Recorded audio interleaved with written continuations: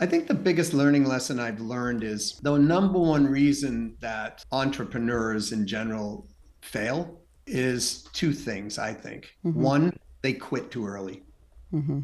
right? It gets tough, and it always is tough. And the second thing is they don't consistently better themselves. They look for others to better themselves, but they don't take that responsibility on themselves. I'm Julie B, and they don't teach this in business school.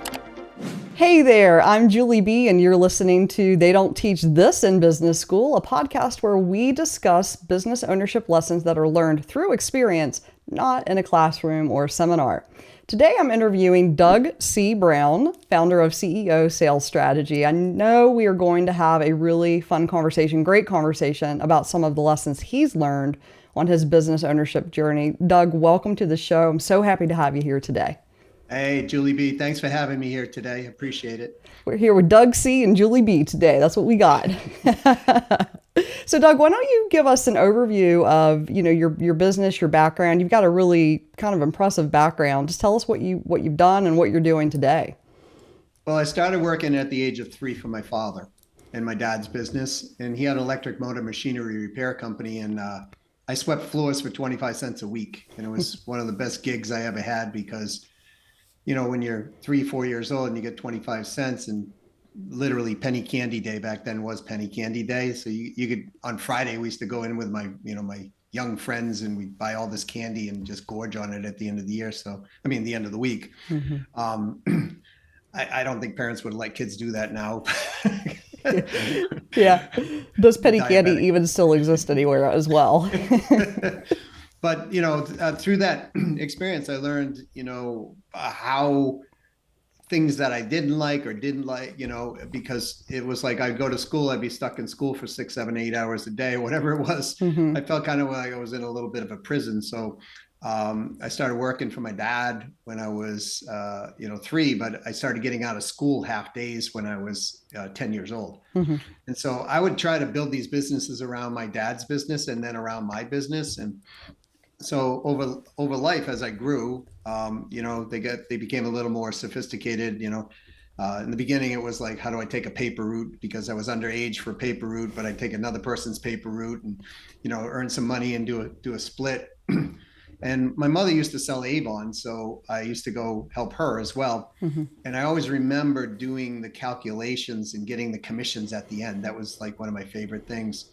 So as life just grew, I grew up and I started building bigger businesses, and then I started taking businesses like landscaping companies and Christmas tree retailing companies um, and boating companies and different ones, and I just started.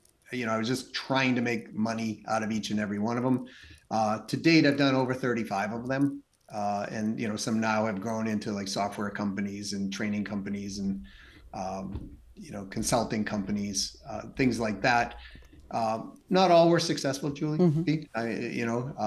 But that's what happens, in entrepreneurial worlds. Some were break even, and some were barn burners. So, I mean, I was, I guess, the biggest one collectively, sold off at $2 billion.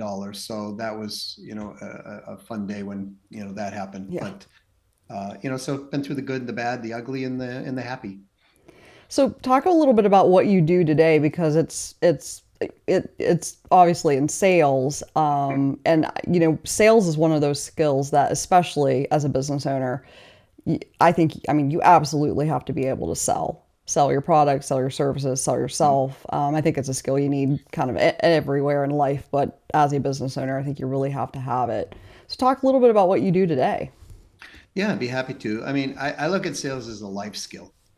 So, we're selling on a consistent basis. Dan Pink wrote a great book called To Sell is Human, right? And, um, children are the best salespeople out there because they don't have filters. And so they're just naturally asking questions. And a lot of times it's questions out of curiosity because they're trying to solve a problem or they're trying to, create some opportunity for them, right? And when I was a little kid, I wanted to create an opportunity. I wanted more candy. So how do I do it? I go, work for my dad. And then eventually I started selling for my dad when I was the age 5, 6. He would put us out in front of the clients and say, hey, this is what a part cost and, sell this, sell that. And I don't, haven't had a chance to ask my dad. My dad's passed on now, but I don't know if he needed low cost labor or if he was trying to do us a favor. I'm not really sure, right? Probably both.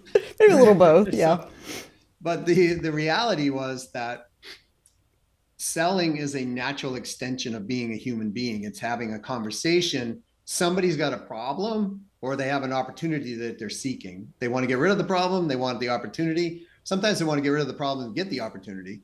And our job as a sales entity, if you will, or salesperson, is to help them acquire that through the skill sets that we have. So when those two match up, we have a conversation. That conversation leads into a deeper relationship, and we make an agreement, and they win, we win. They get what they want, we get compensated for that. Really, that's selling in its essence, right? Playing win-win, and then extending the relationship beyond that into the next sale to create leverage.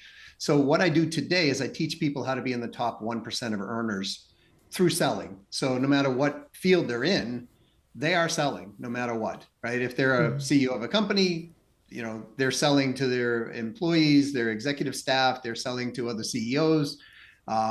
If they're, in a sales capacity, obviously they're selling. But here's the thing, Julie B, if you're married, you're selling. If you're dating, you're selling. Oh, yes. Right. If you're constantly upselling, if you're married, just constantly upselling. You better, gentlemen, listen, you better be constantly upselling if you want to keep the relationship long term, right? So there's not a lot of difference in human interaction in selling, except selling is in it's like a dance. It's in a formal, you first extend your hand before you grab your partner, if you will, right? And so a lot of times people have that sequence out of balance, and that's what they look at salespeople and they go, oh, they're just kind of like pushy or this or that or whatever. Those people are not playing win-win. Those people are playing win-loss, and a lot of times they don't even know they're playing lose-win. Yeah. Yes. But I teach people how to be in the top 1% of earners through selling, and then we support that with training and technology and the likes of that.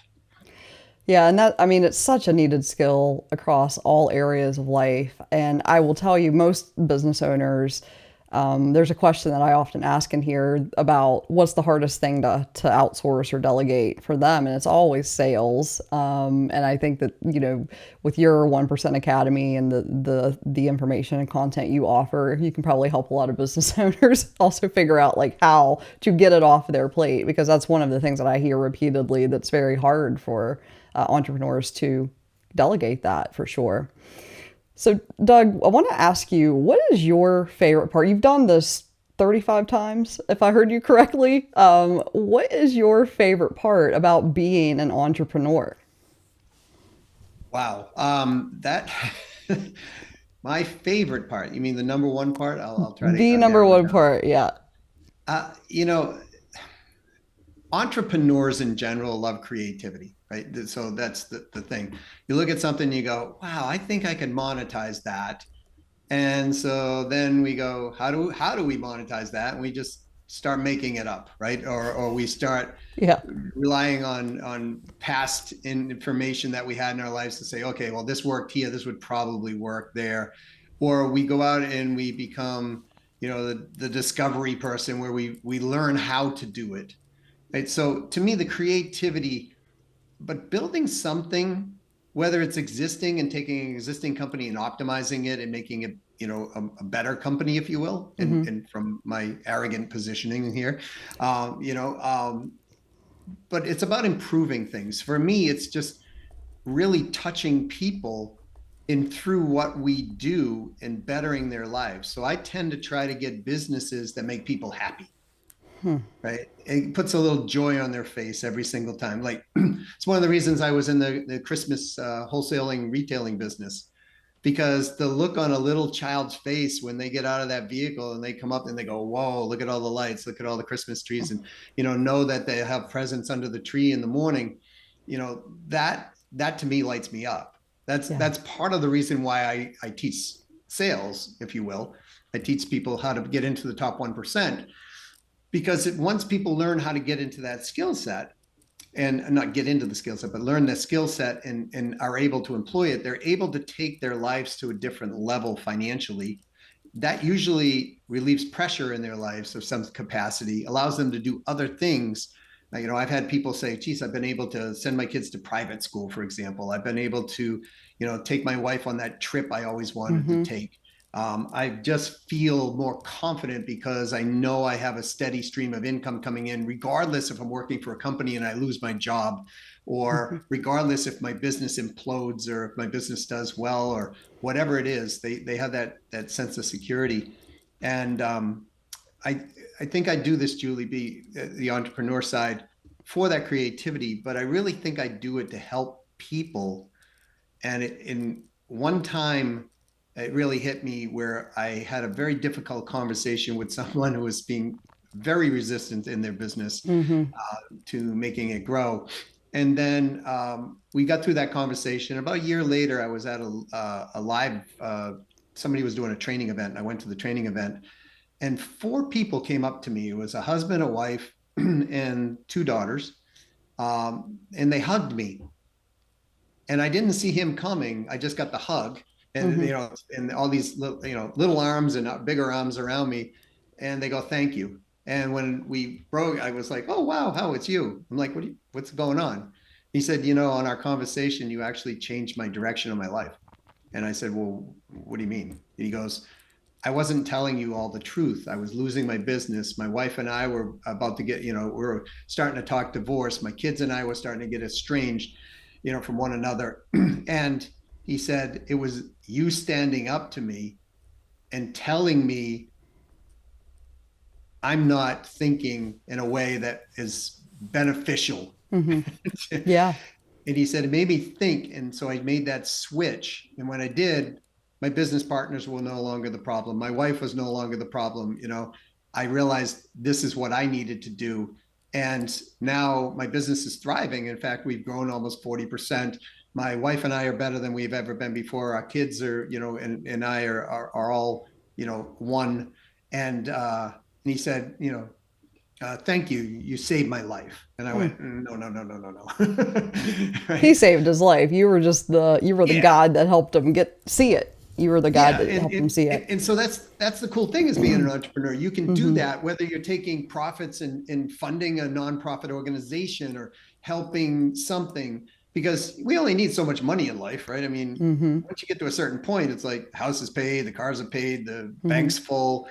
It's never been for me about just doing that. It was always about helping someone else progress forward in their life so they could help somebody else. Yeah. Hey, this is Julie B, and you're listening to They Don't Teach This in Business School. I'm here today with Doug C. Brown, CEO of Sales Strategies, and we have just been talking about a lot of really great things here. Doug, I wanted to ask you about, we've talked about some of the wins you've had over your career. You sold a business for $2 billion. I mean, you've got somebody telling you that they're changing, you changed their life. But talk to me a little bit about, you also mentioned earlier on some barn burners. Talk to me a little bit about some of the mistakes that you've had or made through business. Well, if you have about 6 hours for this podcast, then go through the list. Biggest one or two. I think for me, there's been a lot of learning lessons. I mean, people talk sometimes, they go, oh, I lost, $500,000 doing this, whatever, right? I've done that too. I think the biggest learning lesson I've learned is the number one reason that entrepreneurs in general fail is 2 things, I think. One, they quit too early. Right? It gets tough, and it always is tough. And the second thing is they don't consistently better themselves. They look for others to better themselves, but they don't take that responsibility on themselves. And most of the mistakes that I have made are, quite frankly, have been through ignorance. And, as an owner of a company, when you make a mistake, your job is to learn from that and then not repeat that mistake. no one fires you. Maybe the bank, they make the bank, Yeah. but no one fires you. But it's like, okay, I got knocked down. I dust myself off. I get back up. And always ask this question, anything that's stressful, anything that's going on, what did I learn from this? Or what can I learn from this? Because, there's been times where, I've had the IRS knock on my door through no fault, I thought, of my own. Yeah. Right. But quite frankly, I wasn't paying attention to my books, and the bookkeeper was taking and putting different categories and taking personal categories and dropping them into the business categories. And I was just looking at top line, right? So we are responsible as a business owner for the whole business. So we got to pay attention to these things. Now, that was out of ignorance, right? So I learned. And so I asked my question. It's not fun when the IRS knocks on your door. No. Right. And they say, you owe us $350,000. Jeez. Yeah, that's not a fun surprise. No. I was like, what are you talking about? Right. Oh, man. No, it turns out that I didn't owe them that kind of money. In fact, at the end, it took 5 years to resolve this. At the end, they actually owed me $17,000. I've heard many stories like that, yeah, where they come knock in and you end up getting money back from them. Right. But it costs $125,000 in attorney fees to actually get to that place, right? Yeah. So the point being is, though, it was my mistake. It wasn't the IRS. That's another thing for business owners. Stop blaming outside people and outside entities. If you mess up, you mess up, right? I wasn't paying attention to my books. Yeah. Right. So ask yourself, what do I learn from that? And then, take that and make sure that doesn't happen again. Right. Yeah. So, and I think that's really, all you can do as a business owner is you look at something, you go, okay, here's the best I think I can do. Then the third thing I would tell business owners to do to not get mistakes is get advice, not non-solicited advice, but pay for advice. There you go. Right. Little plug for all the coaches out there. Pay for advice. Yeah. With a qualifier, right? From people who actually have been there, done that, know that. Because, and I don't want a lot of hate mail from coaches. I love coaches, don't get me wrong, but sometimes coaches become coaches because they have nothing else and they want to just be a coach, but they don't really own that space of what they're teaching. Yeah. And so, and I know I've had coaches like that, and, and I've, I can dare say that sometimes maybe early in my career, I gave advice on things I didn't really know. Right. So it's one of those things, but find the people who have been there, done it. They will, and pay them. They will tell you how to shortcut it. I once, Julie, did a software business 3 times in a row and lost money. Jeez. Right? Early on, right? And so what happened on the 4th time? Then on my 4th time, what did I do? I paid somebody. I said, tell me what I did wrong, right? And tell me what I'm supposed to do right. And they did. And I was like, oh, geez, I didn't miss the mark more than a couple degrees. They go, take the degrees out 7 miles. And, you plan on going to Maine, but you ended up in Ohio. That's what happens. Yeah. So that would be what I would tell people. Hey, you're listening to They Don't Teach This in Business School. I'm here with Doug C. Brown, the founder of CEO Sales Strategies, and Doug C. and Julie B. here are having a good conversation. I like saying that. That's fun to say. I'm glad that we have your C in there because you don't want to be confused with the hockey player. I appreciate that a lot. But Doug, we were talking about how business ownership is hard, and that is, it is. I mean, entrepreneurship is hard. It can be lonely. How have you managed to mitigate that lonely at the top feeling? How do you make sure you don't have that or at least mitigate it somewhat? So, well, firstly, I want to say also the C, Julie. I always tell my wife, I said the Doug C. Brown, the C means charming. So now I'm going to have to call you Doug Charming. Doug Charming Brown. Doug Charming Brown. Oh man, that's your new nickname now. All right. So lonely at the top. Yeah. So, I mean, look, the reason it's lonely at the top is because entrepreneurs in general, they're notorious for not taking relationships and bringing them in with themselves, right?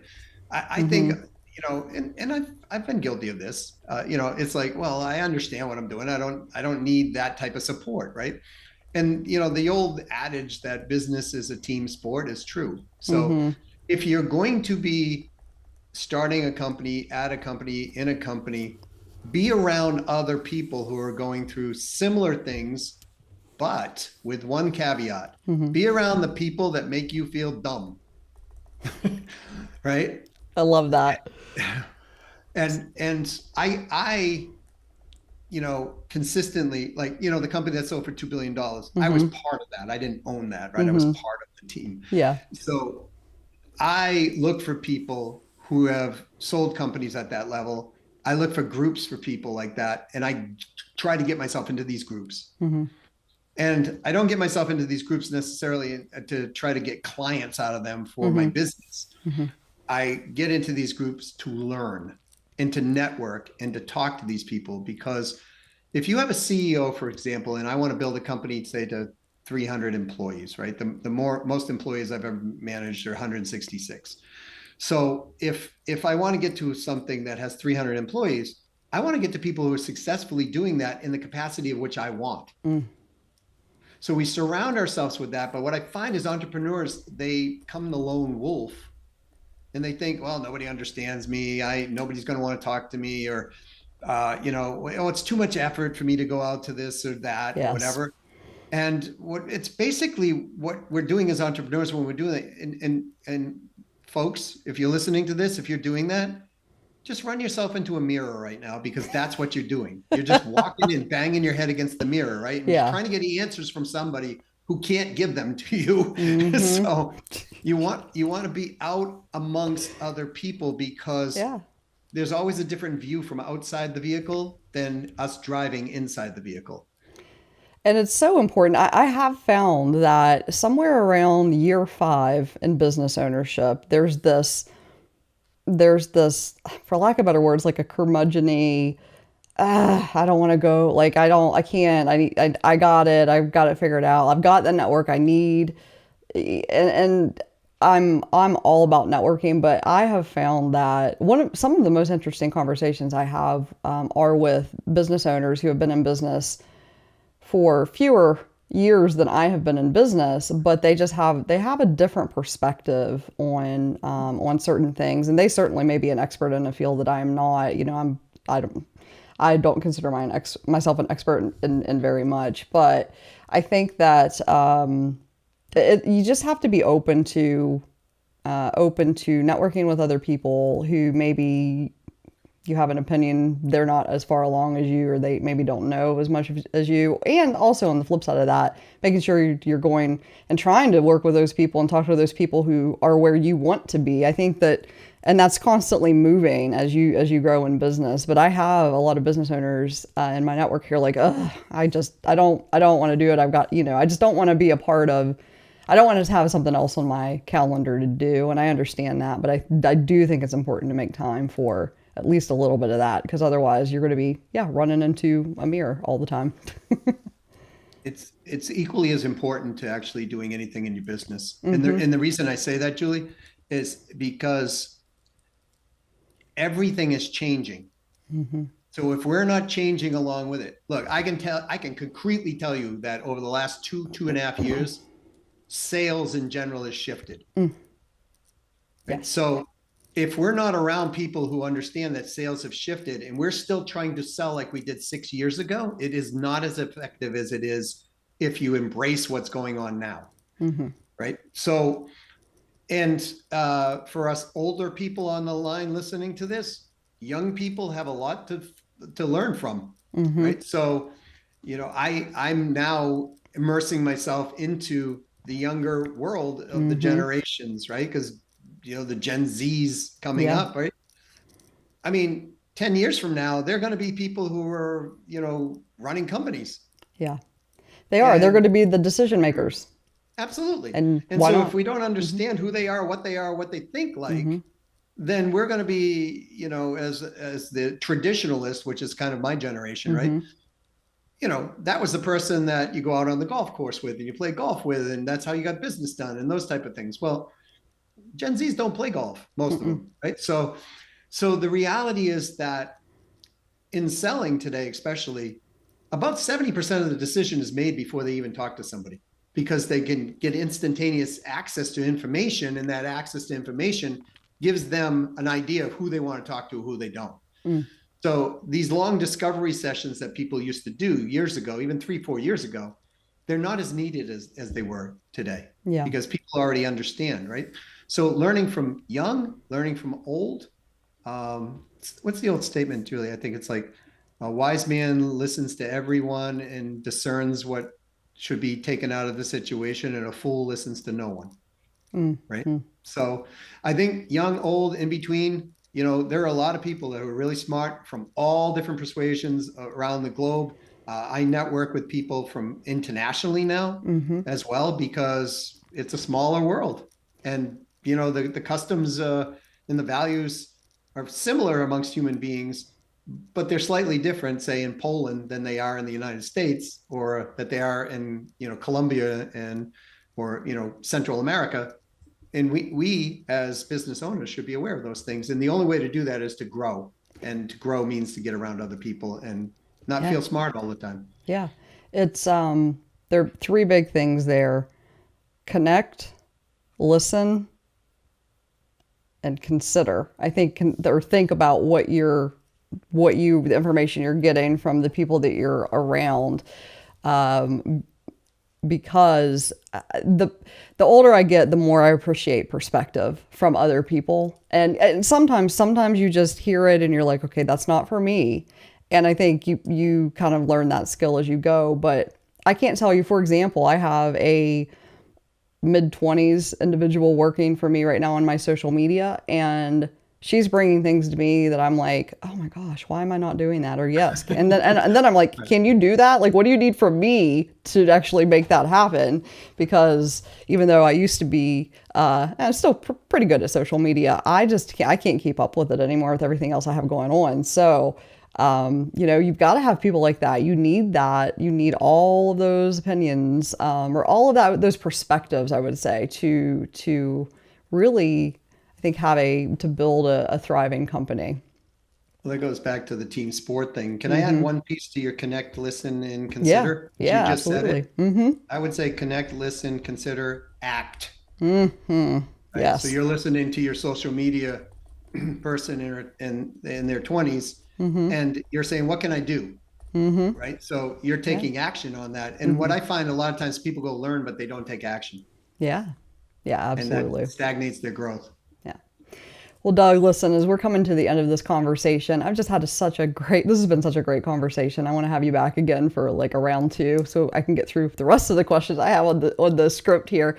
But I do want to ask you something I ask every business owner that I have on here.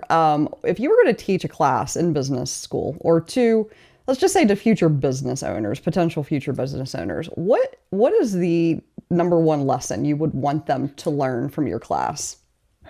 Ooh. Can I give two?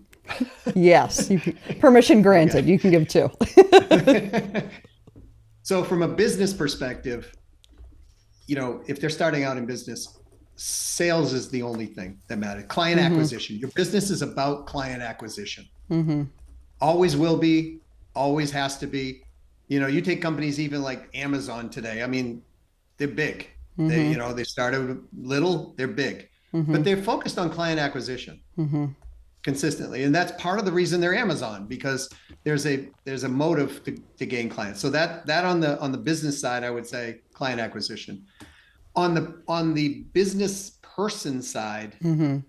we got to look at our own inner voice, our own inner guidance, and we've got to actually grow as an individual, because as we grow in the business, it requires us to have different skill sets, and we will not embrace those if we are trying to hold on so tightly to those childhood wounds that have actually held us and created habitual behavior that we don't let go. And that's one of the reasons, Julie B., that people, they outsource things and the outsourcing doesn't work out because they're like, well, it's off my plate, right? Because I don't want to deal with this, right? And the outsourcing doesn't work out because they don't realize, even though they delegated, they still have responsibility, and they don't. That inner self is what I find stops entrepreneurs from growing from step 1 to step 3 to step 7 to, and so on and so on, get stuck. So those would be the two things that I would say.